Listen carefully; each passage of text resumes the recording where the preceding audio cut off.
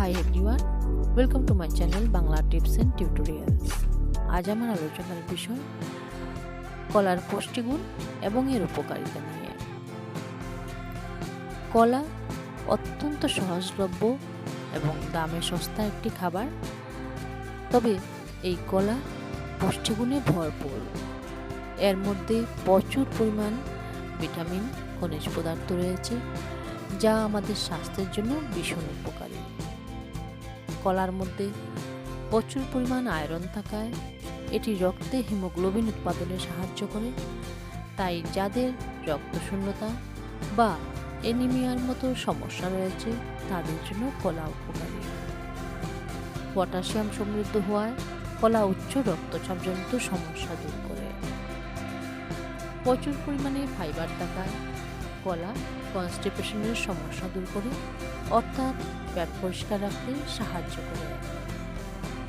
Vitamin B6 এবং potassium সমৃদ্ধ হওয়ায় কলা মস্তিষ্কের কার্যক্ষমতা বাড়াতে সাহায্য করে। প্রচুর পরিমাণে ভিটামিন B থাকায় কলা স্থানীয়কে শান্ত রাখতে, যার ফলে মানসিক চাপ অনেকটাই কমাতে সাহায্য করে। কার্বোহাইড্রেটে পরিপূর্ণ কলা রক্তে শর্করার মাত্রা ঠিক রেখে স্নায়বিক চাপ কমাতে সাহায্য করে। প্রচুর পরিমাণ অ্যামাইনো অ্যাসিড, শর্করা, বিভিন্ন খনিজ পদার্থ থাকায় এটি আমাদের শরীরে এনার্জি বাড়াতে সাহায্য করে। ফাইবার সমৃদ্ধ হওয়ায় কলা হজমে সহায়ক। কলাতে পটাশিয়াম থাকায় তা হৃদযন্ত্রকে সুস্থ রাখে। তাছাড়া পটাশিয়াম এবং ম্যাগনেসিয়াম যুক্ত হওয়ায় কলা হাড় ক্ষয় রোধ করে এবং হাড়ের পেশিকে শক্তিশালী করে গড়ে তোলে। কলার পুষ্টিকর উপাদান ডায়াবেটিস নিয়ন্ত্রণেও সাহায্য করে।